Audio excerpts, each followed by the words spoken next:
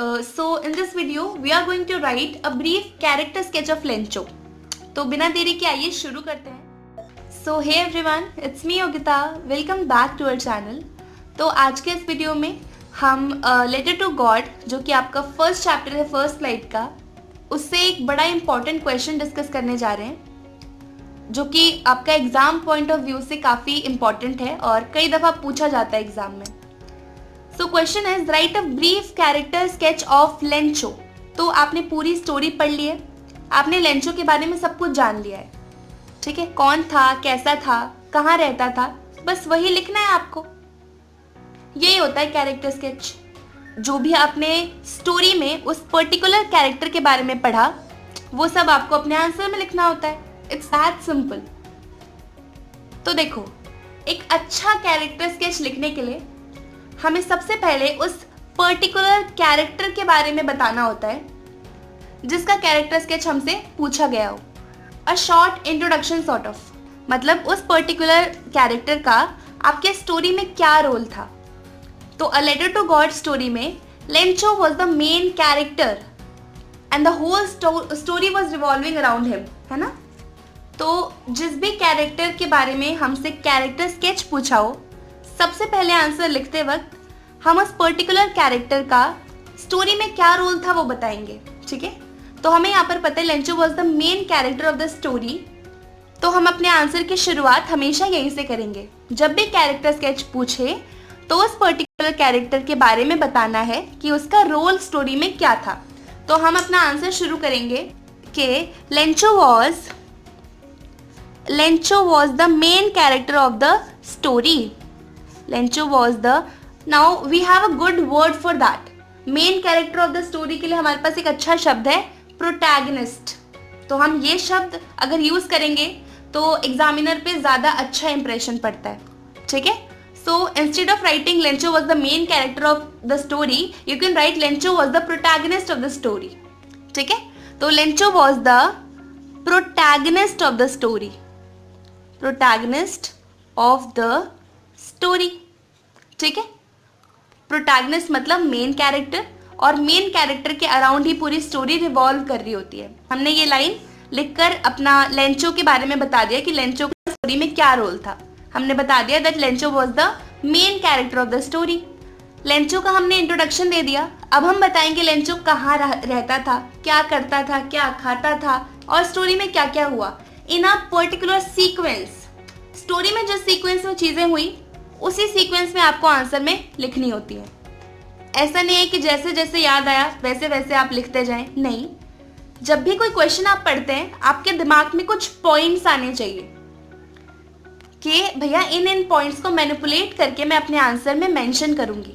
मैंने ये देखा है बच्चे इस प्रॉब्लम को बहुत ज़्यादा फेस करते हैं कि उन्हें आंसर पता तो होता है but they don't know how to write. तो इस चीज़ पे हम बहुत अच्छे से वर्क करेंगे. ऐसे आंसर्स को लिखेंगे कि आप, मतलब मैं आपको बकायदा ये समझाऊंगी कि आंसर लिखते किस तरह से हैं, क्या क्या एक्सपेक्ट करता है आपका एग्जामिनर आपसे, ठीक है. So coming to the point, हमने अपना एक लाइन लिख दिया. अब बात करें कि लेंचो रहता कहाँ पर था. लेंचो एक छोटी सी पहाड़ी पर रहता था, जिसके लिए लेसन में एक बहुत अच्छा वर्ड यूज़ किया गया है, क्रेस्ट ऑफ अ लो हिल. आप कोशिश करें ज़्यादा से ज़्यादा जो भी आपने स्टोरी में पढ़ा है उन वर्ड्स को अगर आप यूज़ करेंगे अपने आंसर में तो एग्जामिनर के ऊपर बहुत अच्छा इंप्रेशन पड़ता है. So Lencho lived on the crest of a low hill along with his family. तो हम यही चीज़ अपने आंसर में लिख देंगे. अगर क्रेस्ट ऑफ लो हिल आपको टर्म याद ना आए तो सिंपली लिखें that Lencho lived on a low hill, simply, ठीक है. सो लेंचो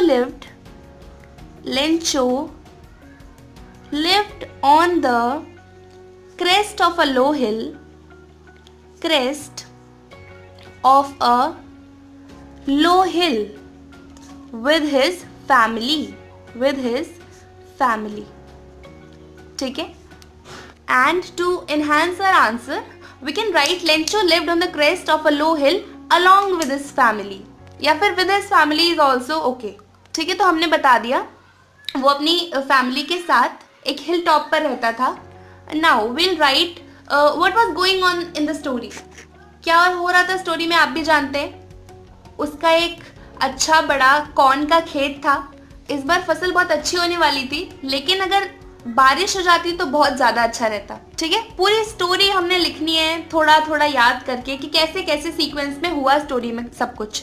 तो इसके लिए स्टोरी में यूज़ किया गया है His field of ripe corns always promised a good harvest. Okay?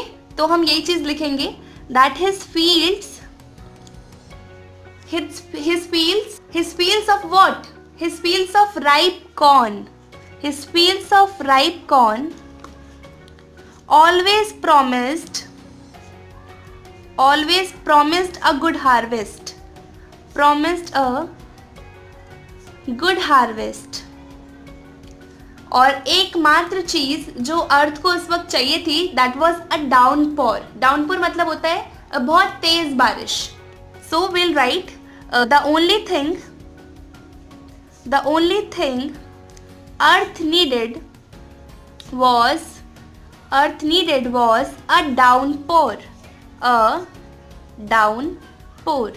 Okay, फिर इसके बाद क्या हुआ था, बारिश हुई थी, लेकिन बारिश के साथ साथ हेल स्टोन्स भी गिरने लगे थे और उसकी सारी फसल बर्बाद हो गई थी। तो बस इसी चीज को हम लिख देंगे। So will write luckily it rained but unfortunately hello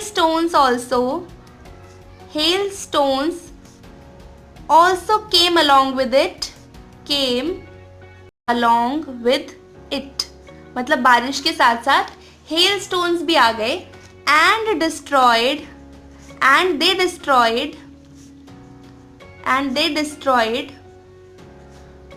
all his crops. ठीक है, तो हेल स्टोन्स की वजह से उसकी सारी फसल बर्बाद हो गई। फिर उसके बाद क्या हुआ, उसे थी कि उसकी फैमिली इस साल भूखे मरेगी, उनको उनकी खेत से कोई भी फसल नहीं होगी, जिसकी वजह से उनको खाने को कुछ भी नहीं मिलेगा और his family is going to starve. वो ऐसा सोचने लग गया था। तो हम ये भी लिख देंगे अब, ही बिकेम एनर्जियस। टेंस्ड हो गया था वो, he became energious that his family is going to starve,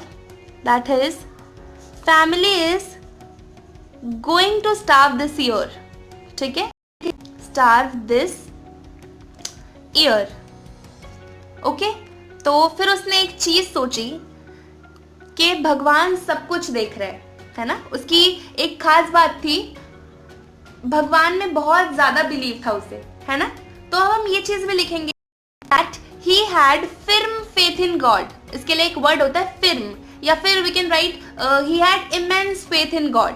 बहुत ज्यादा। तो हम लिख देते हैं he had firm faith in God. Okay, और उसे ऐसा लगता था that God is watching everything.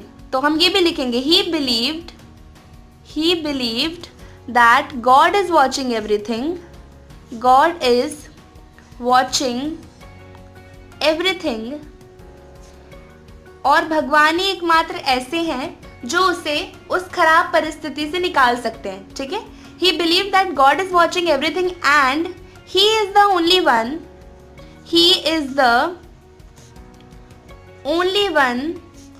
who can save him from that situation. ठीक है, हमने लिख दिया क्योंकि यही हुआ था स्टोरी में। फिर उसने क्या सोचा था कि मैं भगवान को एक लेटर लिखूंगा, ये भी हम लिख देंगे। he decided या फिर he then decided to write a letter to God. To write a letter to God. He then decided to write a letter to God and ask him for 100 pesos. मतलब उसने 100 pesos की demand भी करी थी ना भगवान जी से, तो वो भी हम लिख देंगे। He then decided to write a letter to God and and asked him for 100 pesos. So he did. So did he या फिर so he did, कुछ भी लिख सकते हैं. मतलब उसने ऐसा सोचा, उसने ऐसा डिसाइड किया मैं भगवान को एक लेटर लिखूंगा और उनसे 100 पेसोस की डिमांड करूंगा. So he did, मतलब उसने ऐसा ही किया. फिर इसके बाद क्या हुआ था, उसने ये लेटर जाकर पोस्ट कर दिया और पोस्ट मास्टर ने उसके इस लेटर को देख लिया. So we'll write post master saw his letter and was shocked. वो शॉक हो गया था ना कि किसी को भगवान में इतना ज़्यादा विश्वास कैसे हो सकता है.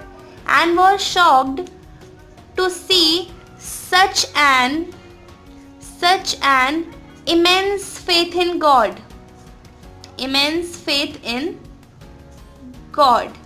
ठीक है. फिर जब पोस्ट मास्टर ने उसका ये लेटर देखा, उसने क्या डिसाइड किया, that he is going to help Lencho. ठीक है. ही देन डिसाइड्स, या फिर लिख सकते हैं पोस्ट मास्टर देन डिसाइड्स, या फिर ऐसे ही रहने दीजिए. He then decides to help Lencho but he was able to collect only 70 pesos. ठीक है. उसने अपने पैसे भी कुछ मिलाए और अपने एम्प्लॉयज से भी, मतलब पोस्ट ऑफिस के एम्प्लॉयज से भी कुछ पैसे की मदद ली. But he was able to collect only 70 pesos. Okay, तो हम ये भी मेंशन कर देंगे. He then decides to help Lencho but was able to collect only 70 pesos. ठीक है, 70 पेसोस. फिर उसने क्या किया, एनवेलप में ये पैसे रख दिए और साइन कर दिया एज गॉड. ठीक है.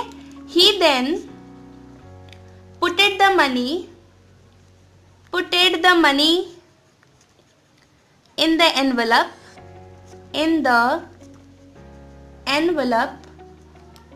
and signed as God.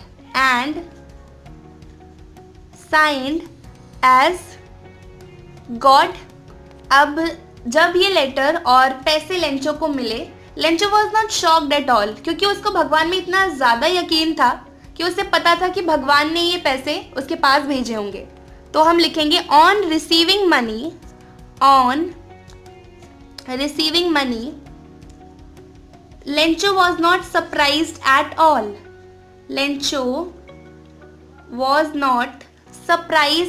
All. ठीक है. लेंचो को बिल्कुल भी आश्चर्य नहीं लगा उस चीज़ में. उसे लगा कि हाँ, भगवान ने तो मेरी मदद करनी ही थी. So Lencho was not surprised at all. फिर उसने क्या किया, उसने दोबारा से एक लेटर लिखा भगवान को कि भगवान जी मेरे बचे हुए पैसे वापस कर दो, मुझे तो सिर्फ 70 पैसों से मिले हैं. तो हम ये भी लिखेंगे, he again wrote to send the remaining money.